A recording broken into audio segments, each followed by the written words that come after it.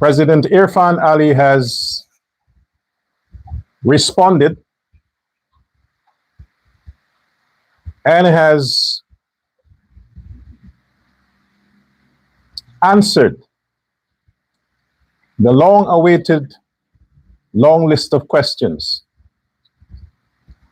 to appease the onlookers, the bystanders, those who require satisfaction from gossip and propaganda.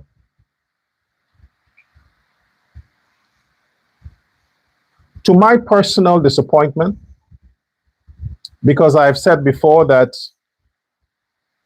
I did not, in my opinion, thought that a president had to stoop to that level to give explanation to anybody. But Irfaan is Irfaan. To Irfaan Ali, it's all about transparency, and silence can be interpreted as guilt. Nonetheless, we shall get into some of what the president said, but most importantly for me, I am here to speak on behalf of my passion to making sure that my government stays in place, my president is not distracted, and that he continues to do the work of providing for his citizens. More cash grants, more housing, more benefits for children, more expansion in the health sector, more expansion in the education sector, more expansion in the road projects, opening new schemes, commissioning new landmark infrastructure to benefit his people. That is my interest that that continues. Welcome to Uncensored Guyana. I am Dr. L. Prasad, the Uncensored Guyana show. Devon Singh rather. Because it's good that a lot of you idiots don't go by the name Prasad, because Prasad basically means precious gift. And if your title is Prasad, you better be somebody of quality standing. I don't know what Singh represents, but we have all these idiots going by the name Singh. I guess I have to research what it means. Tell me in the comment section what Singh means, the name Singh. But I certainly know what the name Devon means. Based on what comes out of his mouth, you can just put together a thought as to what that name possibly means. I'm not impressed, Devon Singh. I'm not impressed. I don't get the point to what you said. Matter of fact, anything you keep saying, I don't get the point. I don't even know why you even thought that you had, as you said, your voice is powerful. As you said, Devon Singh, you are blowing your own horn. But aren't you supposed to contemplate what you say before you say it, and say it to yourself to see how it sounds? And what is the objective? What you hope to accomplish by what you say? Because nothing that you said or keep saying makes any sense whatsoever. Nothing.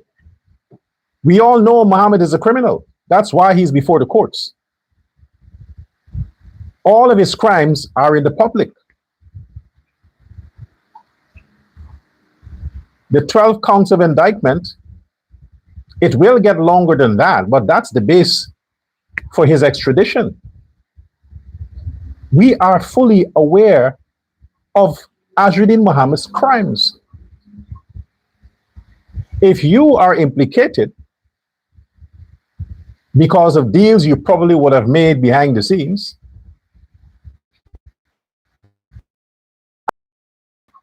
giving suggestive, subliminal messages To achieve what? Devon Singh. To achieve what? We know Hannah Mohammed is a bitch. She's a slut and a whore. We know her brother is a murderer, a gangster, a thief, a criminal. We know the father, he's the narco king himself. What's new?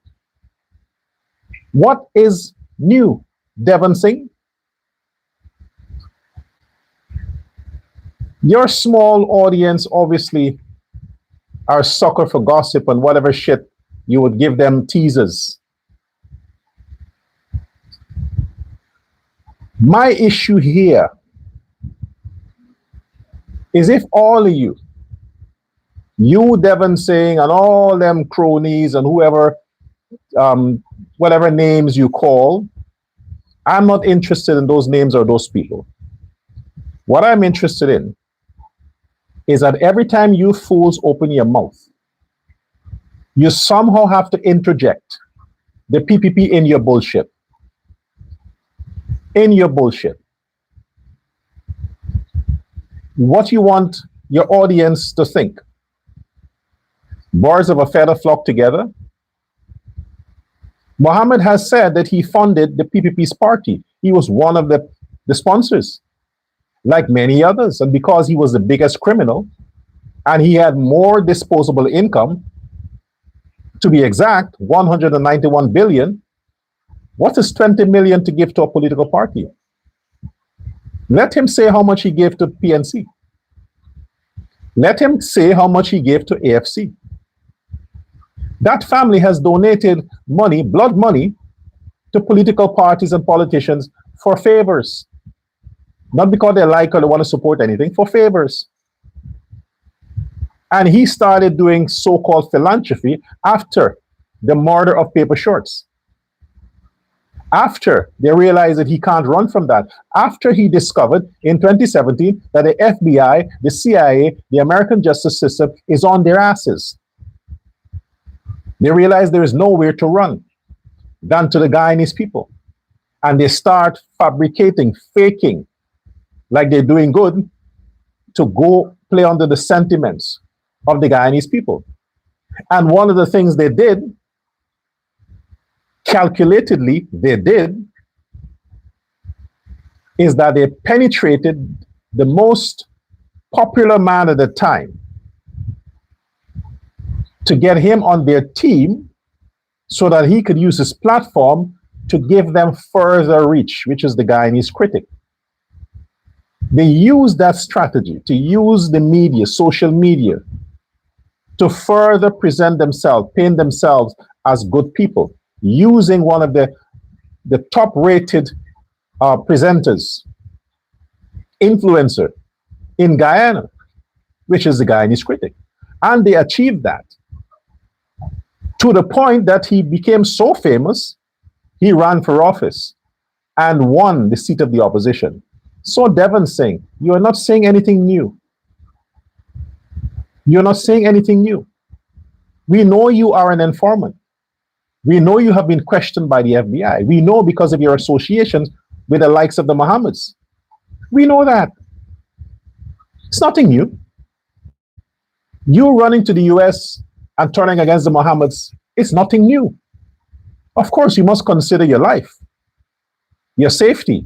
In Guyana, the Mohammeds control the thugs, the gangsters, and you know them niggas would kill for 10,000 Guyana dollars. So yes, but what does that have to do with your suggestive remarks about the PPP or the president? When you want to deal with your issues, deal with your issues. You're tying things to Ali for what? I am yet for anyone, any so-called pundit on social media, anyone, to produce one string of evidence tying President Irfaan Ali as an individual to corruption. One string of evidence. one iota of whatever that you can say based on this, that President Irfaan Ali or Irfaan Ali is tied to corruption, produce a text message, a voicemail, a documentation where he is encouraging, subscribing to anything that has to do with distortion of the law to achieve some objective for his own benefit, provided. What, the 19 fraud charges about some fucking land, state land, undervaluing of state land? That's the evidence you have to tie Ali to corruption? Charges that was trumped up under a political rival, the PNC, to block him from access to what he is now? Yeah, though Irfaan was overweight and he tried to fat shame the guy, thinking that he would be so depressed because of his weight, he's not going to run for office. No, his weight got him elected the first time, but his genius got him elected the second time. What is the point? All you coming with shit, but you have nothing concrete against the government or the president. You want to deal with the Mohammeds, deal with the Mohammeds.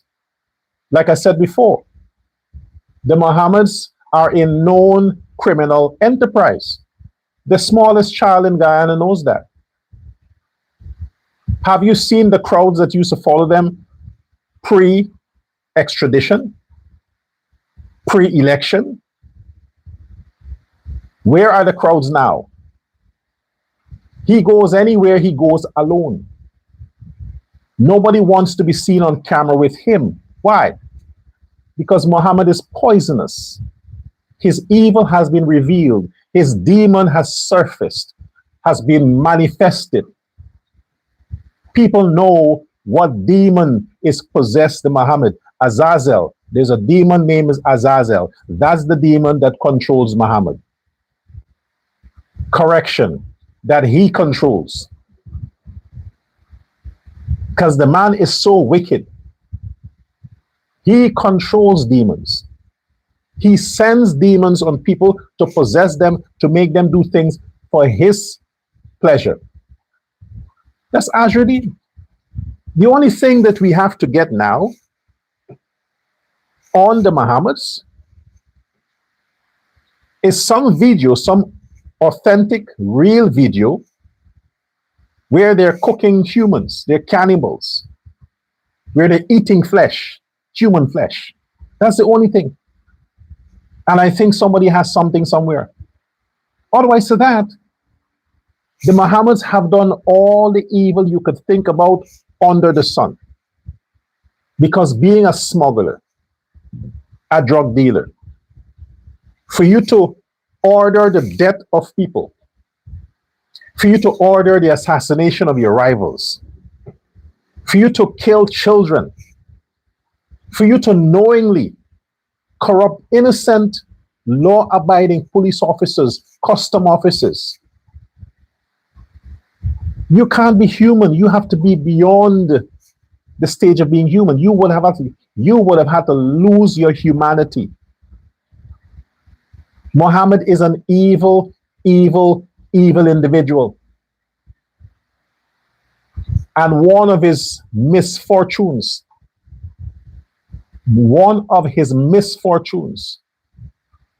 thanks to the person who leaked that picture, I guess as a woman took it, when he was busy with his Brazilian women, maybe she just snapped a picture with him in the bedroom when he just pulled up his underwear, his panty. It ain't no slack bokta. That is a panty. That is a granny panty that you see him wear there. From that, you can understand why the man is so insecure, why he is so toxic, why he has to promote all of these luxury vehicles, why he needs a mansion with 100 rooms for him, his midget, and a wife he doesn't love, and children he's not proud of. You need 100-room mansion for that. You need 50 cars. You need all these luxury stuff. Why? To make up for his little weenie? The fact that he has an oversized clitoris, so he can't wear a boxer like a normal guy. He can't wear a boxer like a normal guy. He has to wear a granny size underwear like a Pampers. That shows you why the man is so violent, why he's so insecure. He couldn't do any damage to his sister. I guess when she had her first boyfriend, he thought she was still a virgin, even though, according to rumors, word on the street, Muhammad was the first man for his sister. But with that little weenie that he has there, that ain't no man. That is like they were grinding. They were two. He was a tranny and she was a bitch. So he couldn't do any damage there. So when them guys start fucking, yeah, Devon Singh, maybe you're one of them too. Then they realize that she was still a virgin. All the years of brothers' love. Yeah, Muhammad, you have information. People know about you too. A lot of people know about you. Oh, your sister talks. When she's high, oh, she talks. She likes to talk. When she gets her freak on and got 3-4 guys around the place, especially in America, she talks. Because you see, the point is, Muhammad, your sister didn't realize that you would come this far. She didn't realize that you would get into public life and want to get into politics. So she said a lot of stuff back in the day and forgot a lot of the stuff that she said. But people didn't forget because they know who she was. The daughter of a billionaire. So everybody took notes. And now, those information, now they realize why they took notes then. So you are incapable, Azruddin, of pointing a finger at anyone. And like the president say, the great revelation,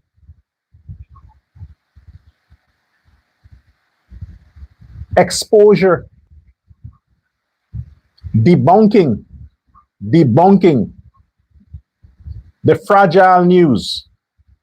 It's not just fake, it's fragile because it fell into pieces. It just dismantled itself. It had no foundation, no base. It just dismantled itself.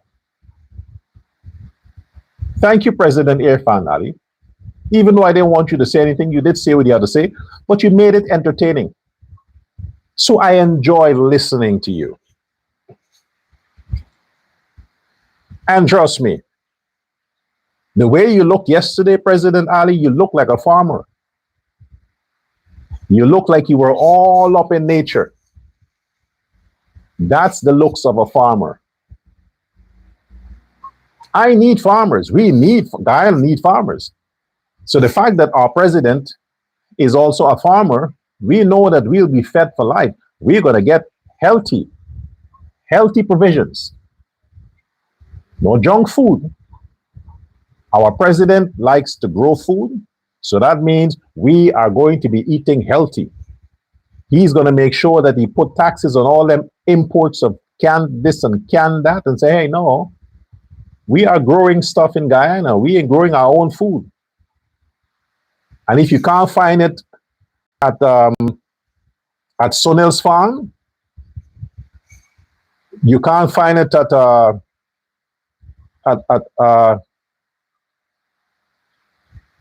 Kaulasar's farm. Ali's farm is right here. I don't want to take stuff from my brothers, but hey, if you can't find it there, you come to Ali's farm, you can find mutton, black belly sheep mutton. You can find some Brazilian cow meat. You can find some tilapia. You can find some basha. You can find some okra. You can find it here. You better believe it. The only thing I ain't got here at Ali's farm is rice. And I'm eyeing up some other land because I think I need to go into the rice business and plant me some basmati rice. So, President Ali, first of all, I'm disappointed. I'm really disappointed. You see, here I am thinking, based on the news that the breaking news, the biggest news of the time that Anil Nandalal didn't thought best to cover about President Irfan's Ali's 150 acres farm, I was beginning to say, is it that you, President Ali, is that cheap that you can only afford to develop 150 acres? Or the government denied you access to more than that? Because I'm thinking to myself, you are a master at marketing stuff. You are a master at convincing people. The fact that you could get 2/3 of Guyana to run behind you for the election, it meant that you were a believable person. How is it then that you couldn't convince the government to give you 500 acres to develop? Even 500 acres is less than 1,000 acres. Even if you can't develop it in 5 years, sir, you have a lifetime to develop it. Why 150 acres? And now you announced yesterday that it's less than that? Are you kidding me? I was disappointed. I'm like, you gotta be kidding me, man. Here I am thinking, okay, maybe he started with 150. Now you're saying that it's not 150? It's less than that? We know Mohammed's like to exaggerate things. We know that. We know he likes to do that. But come on, man, President. That's the best your own government can. Well, it wouldn't be your government at the time, but the point is, if the PNC government had blocked you and denied you more than 150, the minister of Colin Crowe, I mean, it's your regime now. You mean they're not going to award their own leader some lands to develop? That nothing is happening on these lands? They're not mining lands. They're not lands for logging. Nothing is happening there. You're going to leave those lands that you could possibly access for another 50 years and nobody will touch them. Nobody will touch them. Because people are city-centered. They're city-centered. They're waiting for somebody to go do all of the hard work. Develop the area. Then they're going to go and, why I applied for land for 10 years and I can't get a piece? Because somebody else must do the hard work. Now you did the hard work, Ali, and you clear less than 150 acres. You borrowed all this money. For what? For a small piece of land? So if I apply for 200 acres, I can't get it? Because you couldn't get it?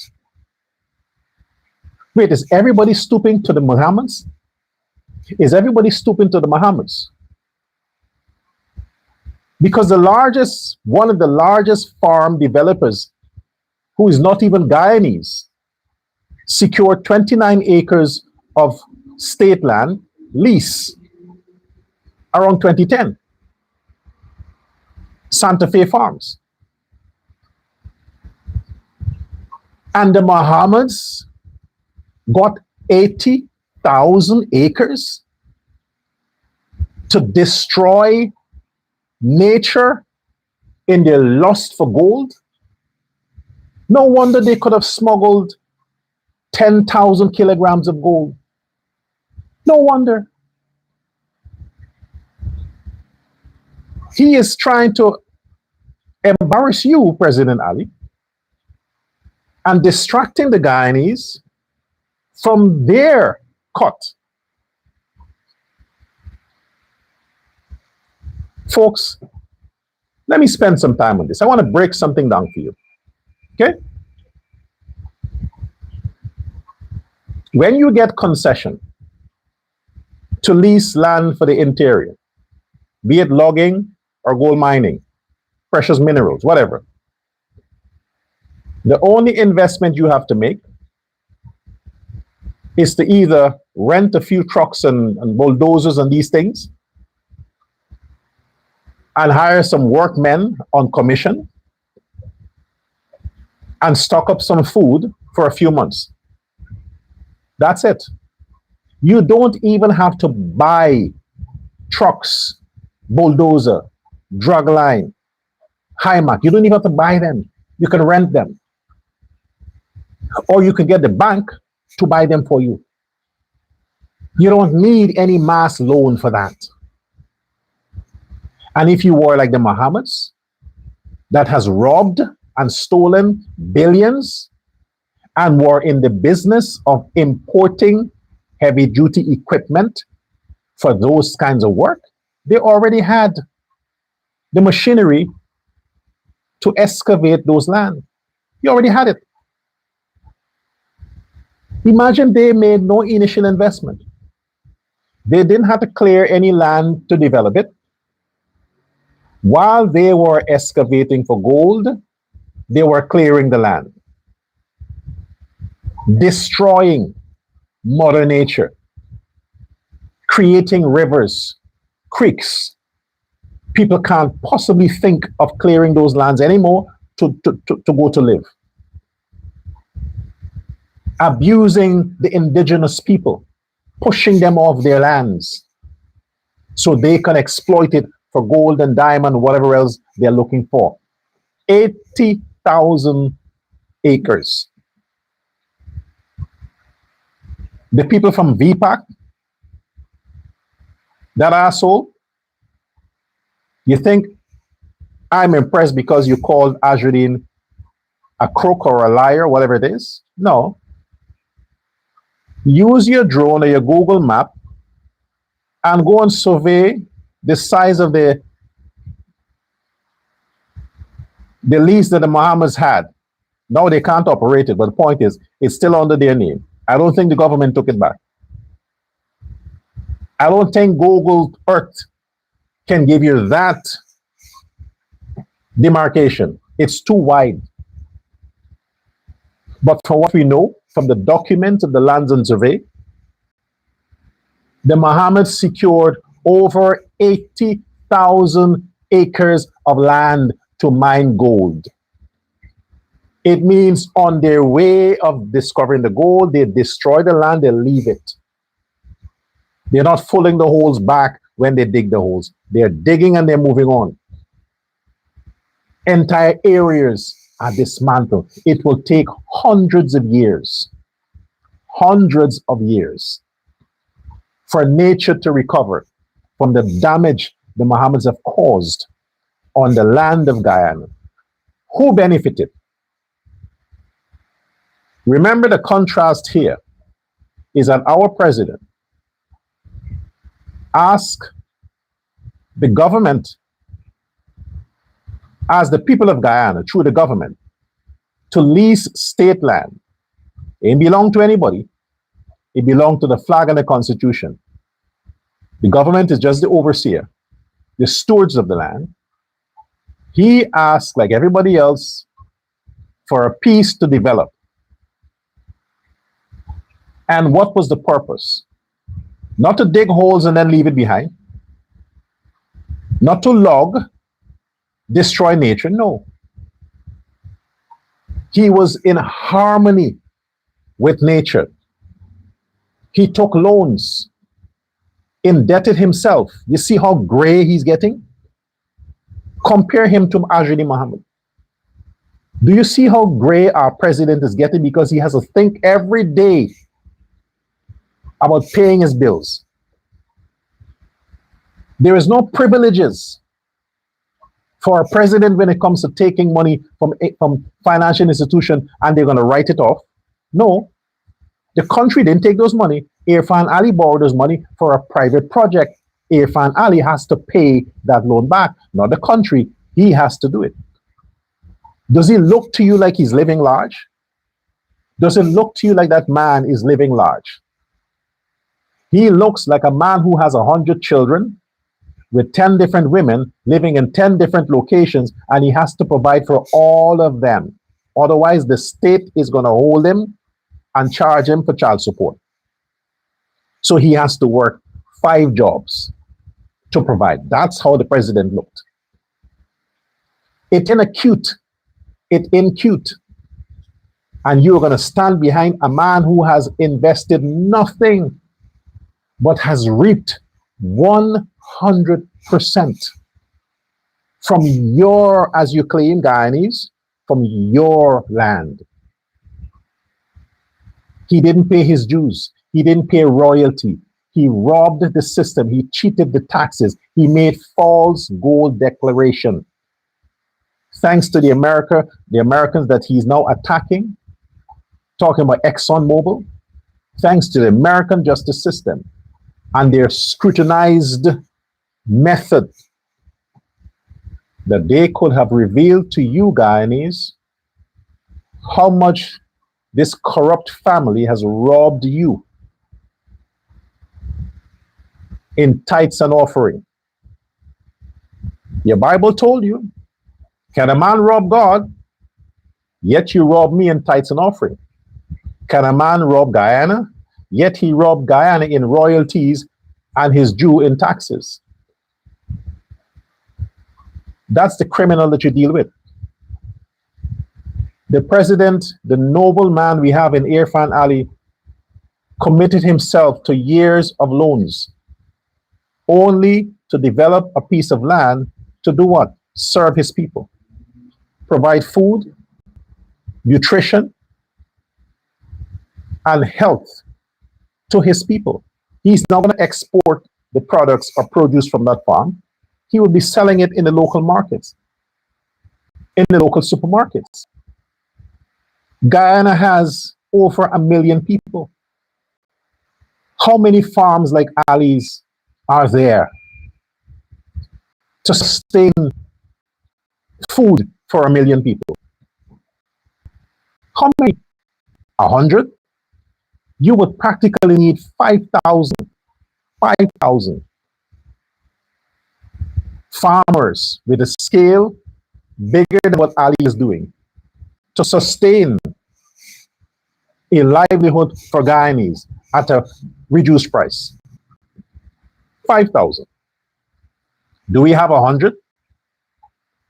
Go to Stabroek Market, go to Border Market, go to Lenore Market, go to Parika Market, go to all these markets early in the morning and look at the people who are delivering greens, fish, meat, and other stuff to supply for the entire country. Go and observe. See how many farmers you're seeing. Take a look. If that shit doesn't scare you, then you're not patriotic. Then you are a loser. You don't deserve to be in that country. Because it should scare you. What happens if these farmers, their children, don't take over from what their fathers are doing? It means the amount of farmers are reducing. Then eventually there's a lot of land, nobody is developing it. What's the next option? The next option is export. They have to look to import goods and food stuff. And when you import it, it's not fresh. Packed with a lot of salt, preservatives. The least you can do is encourage your president to take more land and develop more. Because it's a sustainable field of work and sustainable labor for your family. The Mohammeds were in the gold business. Talk to the miners who worked with them. Let the people who worked with the Mohammeds in the interior, let them come out and say the treatment they received. How much of them were not paid, were abused? How many deaths occurred without explanation? Let them come out and say that. Tell the country, the demonic people that you're dealing with. Tell the country that. You're focusing on a farm that is less than 100 acres just because it's a president and because you can get some political mileage out of that. The bigger picture here is the man who is allegedly bringing these breaking news were aware of all of this. And he had to have been given directions from somebody to push this kind of stuff now, because to them, this is the time. Elections are close. Local government elections are close. Put the president on the fire. Put Mustafa on the fire. For what? It would not save Azruddin Mohammed from going to prison.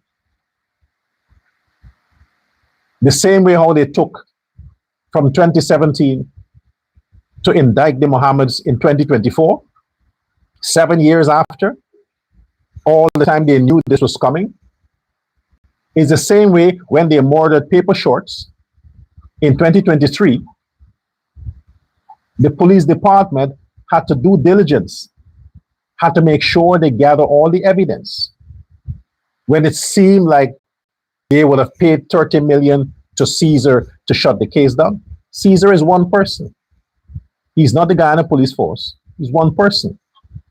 And if Caesar has to save his own ass, he's going to compromise. He's going to deny that anybody paid him for anything. He's going to say, hey, this is the evidence I have. So he's going to make sure that he pull himself out because he don't want to go to jail, and let the other detectives do their job. And that's what they've been doing. So this Paper Shorts case has nothing to do with the so-called lies and so-called stuff that he brought out, but Ali's farm. Everybody knew Ali had a farm he was busy with. Everybody knew that. PNC, they have farms too.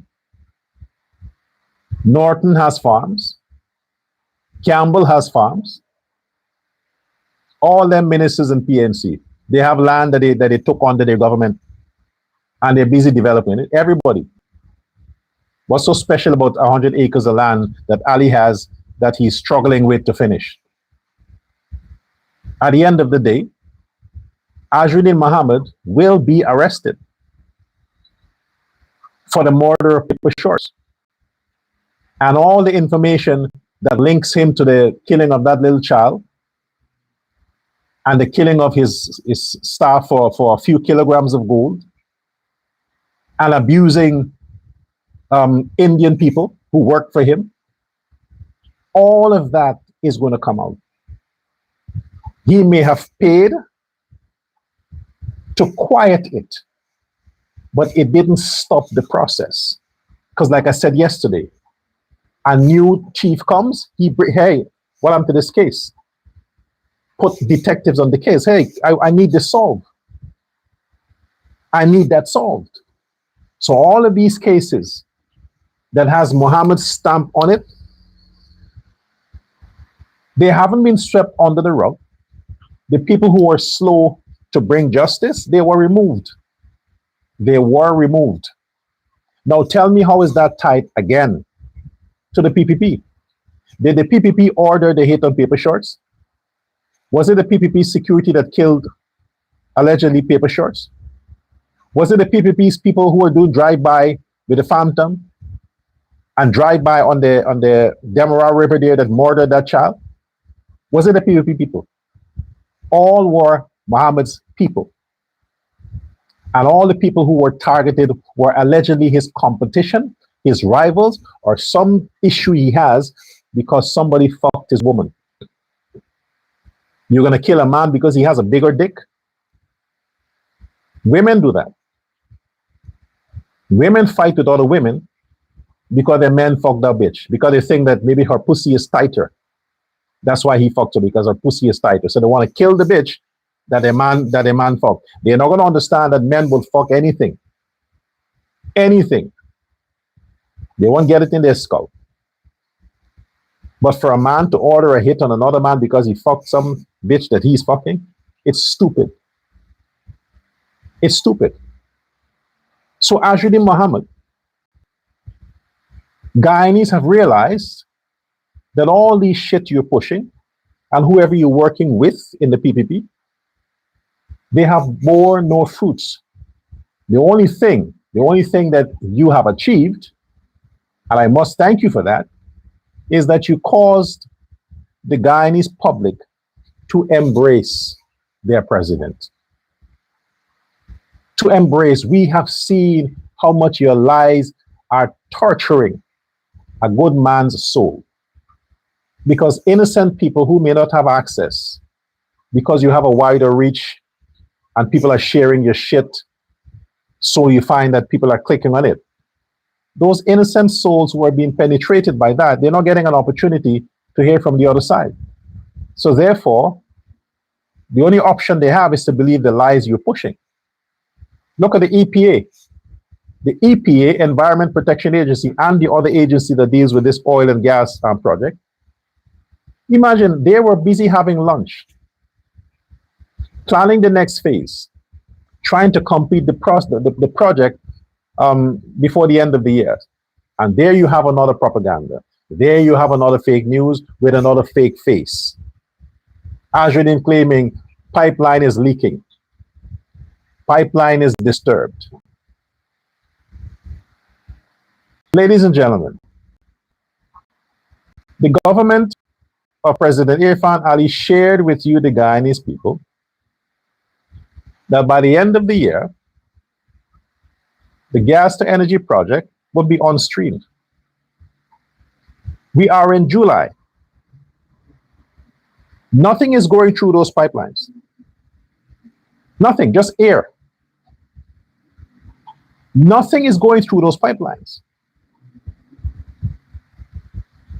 There is a lot of work yet to be done on the pipeline. They have to seal it, inspect it, try it. They have to send their underwater drones to make sure that every corner, every connection.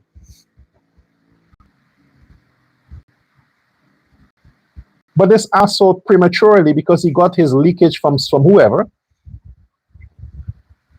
is going to come out and want to paint the picture that the government is failing again because of this $1 billion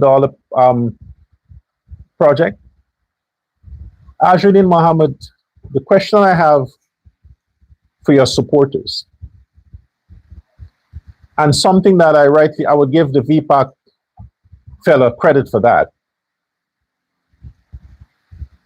is how can you stand in front of your $1 billion mansion with all your unpaid luxury vehicles, with your $10,000 watch, $5,000 shades, US dollars, not Guyana dollars, US dollars, and you're telling poor people, as you classify them as poor people, that you understand what they're going through? The only time the poor people, Azruddin, that you were talking to had the opportunity to even get close to you is when the GRA came to collect their due.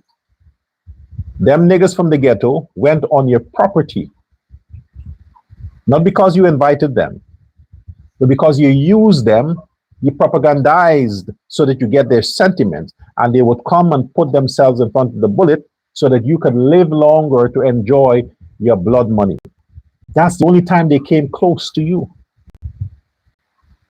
And that swimming pool that they enjoyed was never used again by you, Azruddin. You drained it, you fumigated it like 100 times, and still you can't see yourself going in that pool. Why? Because black people entered it. And not doggy, black people from the ghetto, from Tiger Bay, those nasty ones. You cannot ever again go in that pool. That's how much you love them. And that's the point people need to understand. Here is a man who has 80,000, just one, of state land in the interior that he's mining gold and that. thanks to the sanctions, thanks to the extradition request, and thanks to the Americans, that is put on hold. All their businesses are shut down. But not before they made so much money. So much money that despite the fact that they are violating the president's privacy, they are violating his security.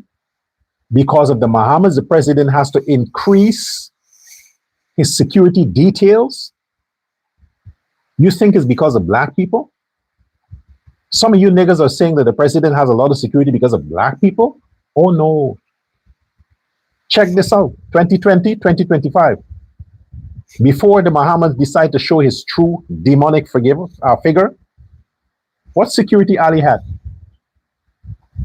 2020, 2024. What security he had? What? He went everywhere. Everywhere. He had the basic that every president would have. Granger had more security, and he was a black man. Ali had to increase his security after the Mohammeds start showing their true color and knowing the extent to which they'll go to harm the president. Despite all of that, they're roaming free. They are not arrested. They are not stopped. He continues to do what he thinks he has the freedom to do. And now as opposition leader, even though the man is untouchable, he is untouchable. So you tell me this, who would you hold character verification for? A man who has struggled to acquire less than 150 acres of land, who had to go through the whole process, take heavy loans, who is stressed the fuck out, can't complete the project, can't start seeing a profit, maybe until the next 2-3 years, maybe till then. Or a man who was born with a gold spoon in his mouth, into blood money, a cursed family, who stole, robbed, conspired to rob, embezzled, ordered the hits of people, hands are dirty with blood, murder, who robbed the system of taxes and royalties, who secured 80,000 acres of state land and has been working that land for the past 15, 20 years, making them multi-billionaires. You believe that over a struggling president? Who understands more what it is to be in the working class? Ali has been in public service all his life. He is the working class. Mohammed has never been in any service besides what he has been accused of. Who should you have empathy for? A billionaire who wants to stay out of prison? El Chapo? Maduro? Or a president who had to debase himself, come on social media, and address lies and fake news that are intended to smear the man's character, smear the man's name? Have you heard your president yesterday, ladies and gentlemen? Have you heard the president? What he said was not scripted. He wasn't speaking from a teleprompter. There was no script. He was speaking from his heart. And I heard the pain. I saw the pain on his expression. The disappointment. The Guyanese, some of you would still, despite all the pain and struggles we went through together, you will still allow a corrupt crook, an accused murderer, to push all of these lies about your president that he had to come and try to clear his own name? Shame on you. The Guyanese who stood with Azruddin Muhammad, shame on you. You people like to quote God, right? Oh, God is with the Muhammads. Oh, God knows better. Oh, yes, prayer works. You fucking losers. Stupid motherfuckers. Stupid motherfuckers. Always, you know what God is thinking. You know what God is thinking. That God is going to allow that injustice to face a nation only to favor one man and his father with all their corrupt, illegal, nasty business that they got to, or they thought they got away with for over 25 years. Over 25 years, they thought they squeezed everything out of you niggas. And look how they live until the law, the long arm of the law, caught up with them. Now you're saying God, the PPP is out to get the Mohammeds. Ali is ordering the justice system to go after the Mohammeds. Ali ordered the indictment. Ali ordered this. Shame on you. How dare you say you're Christians? You're Hindus or you're Muslims. How dare you to side with crime, evil, demonic attributes you side with. Your Bible says, speak not against your leaders. The only leading Muhammad does is to lead his bitch ass sister, and he's abusing his father. That's the only leading he's leading, and to lead them thugs to commit crime. Let's see who he's going to lead in federal prison with that oversized clip that he has. Let us see. When he enters the federal prison and they realize that, oh, this is the bitch from Guyana. Oh, okay. We ain't got to worry about him wanting to bugger anybody because he has a clitoris. We ain't got to worry about that. He ain't got a dick to do any buggering. The most he can do is bend over. And trust me, lucky for you, your kids look like you. I guess you don't need much to impregnate a woman. You just drop the sperm off at the front and it runs in. Or she got to help it to go in. Or you just put it in a syringe and you inject it in her. Because your dick is too small to even get to the rim of the pussy to get the sperm to drop there. But you should take a DNA test. I guess that's why you don't like the kids. You don't think they're yours. Azruddin, you don't think they're yours. Now, while I talked about the president of Guyana, I hope now we can put that case to rest. Encourage the president and other government officials and yourself, Guyanese, to feed yourself, be independent, grow your own food, sell local, build local. Let the rest of the world reach out to Guyana to want to export Guyana's products. But become self-sustained, independent. Grow what you eat. That's all the president is trying to do. Live by example.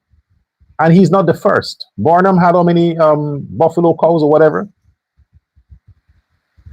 Barnum was starving the people, right? How much lands the people on the Barnum didn't get? A lot of those huge concessions in the interior, they got it under the PNC. Ask the Mohammeds how they got theirs. Mr. President, I hope that you can find the funding to expand that farm. Just round it off as at 500 acres. Round it off because it's still small. Guyana is 83,000 square miles. Square miles. 83,000. 10% of the country is occupied. 10%. You got 90%. Come on, man. Every Guyanese should secure 100 acres of land and do what they can do to feed themselves, help themselves. Every Guyanese. There's too much of land laying there doing nothing. Don't tell me they're giving it to their friends and family. How much can their friends and family get and take and occupy it or develop? How much? How many consecutive governments haven't we had? How many? 60 years of independence. 60. Yet, only 10% of the entire landmass of Guyana is occupied. So how they are giving it to friends and family? How? Nobody is investing. Nobody is clearing land. Nobody is developing land. Nobody is. So you tell me how a country that is 83,000 square miles is still, as it were in its founding, 10% occupied.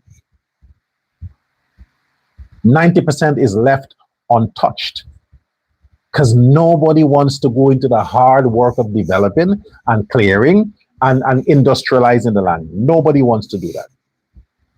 But when somebody takes the chance, the risk, like Ali is doing, you hear friends and family, corruption for 100 acres. Just 100. Rice farmers get 500, 1,000, 1,500, 2,000. How much they can afford to develop, that's what they get. That's what they ask for. The Mohammeds have thousands of acres of land that they haven't touched. They haven't, and this in the interior. This is on the same area they're talking about. Linden, Sue's like, East Bank, Demerara, same area. They have thousands of acres of land they have not touched yet. At least our president went into debt to start doing something with the land he asked for and secured because he went through the process and had to wait in line like everybody else. At least he's making an effort to develop it. Granger is not doing anything with his. Norton ain't doing anything with his. All them PNC people, they're doing nothing with theirs. The Mohammeds, as you know, has a lot of land along the East Bank and so on that is bushes and swamps. Since PNC time, they're doing nothing with it. At least the president is planting and producing food to feed the nation. And he's still struggling to complete it. We should have a GoFundMe. We should have a GoFundMe to help the president to raise money to complete the farm. That's what we need to do. Have a GoFundMe to help the president raise money to complete the farm. Don't let him go in for the debts. No more loans. Let's do a GoFundMe to help the president. At least when the farm is completed and things start to sell, he can consider that and say, you know what, let me reduce the price. After all, the Guyanese helped to finish this. We should do that. Don't subject your president to that. We have to also join together and pressure the system, the legal justice system. And Anil Nandalal, if you want to exonerate yourself from ties with the Mohammeds, you better make sure that charges come from this paper shorts issue. You better make sure that nobody die mysteriously that is connected to this case. No witness disappears. No suspect disappears. Let all of these people remain protected so they can give testimony, so the Mohammeds could be arrested for murder. We don't want excuses that people disappear. All them life sentences that are given out now for murders, people of murder, let's give the Mohammeds a free trip Because if you can convict him in Guyana's courts for murder or conspiracy to commit murder, and he's convicted in Guyana's courts, you don't need CCJ. You can just hand him over. He's now a product of the state, hand him over to the FBI. So you can go and spend the rest of his time in there. You don't want him to serve the time out in Guyana. You can just sign it over and say, okay, take your guy. No more cover-ups. The man has done enough damage. Let him go and have fun. And his sister can join him and the others can join him. She's a US citizen. Then WIN can be dismantled and just go back to the PNC. We're good with the two parties, PNC and PPP. We're good with that. Let them fight against each other. They're historic enemies. We're happy, leave them like that. We don't want this little midget bitch personalizing his attack on politicians because they didn't help him to get away with his crimes. This in politics. This is personal. We need to get back to politics. PPP, PNC, politics. Let's get back to that. Hand over Mohammed to the FBI. The CCJ can pronounce their verdict whenever. Hand him over to the FBI. And then we're good. I must remind you, let's build the sales up for the books on Amazon.com. I don't care who says people don't read. It is not shoe you're selling. It's not clothes you're selling. I understand we're living in a different time now. But people still go to school. Schools exist, universities exist, colleges exist. They still exist. So which means that books are still important. People still read. Knowledge is still valuable. I'm not into the social media generation. That's what they keep saying. We're the social media generation. It's just TikTok. No, it's not true. All those people who you see on TikTok, beyond a certain age, they still go to school.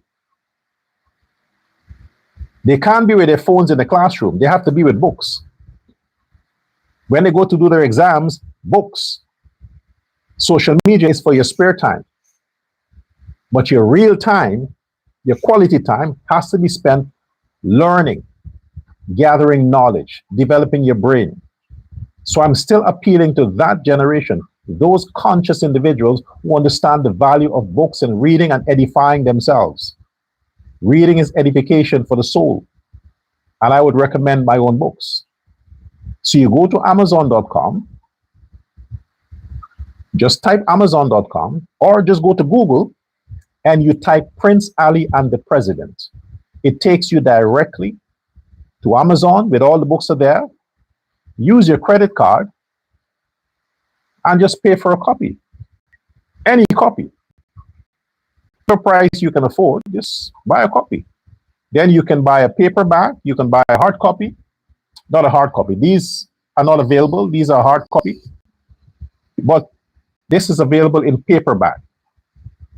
So you can buy a paperback on any of the volumes, 1 to 8, and you support the initiative. I would like to invite Minister Kwame McCoy to buy a copy of my book.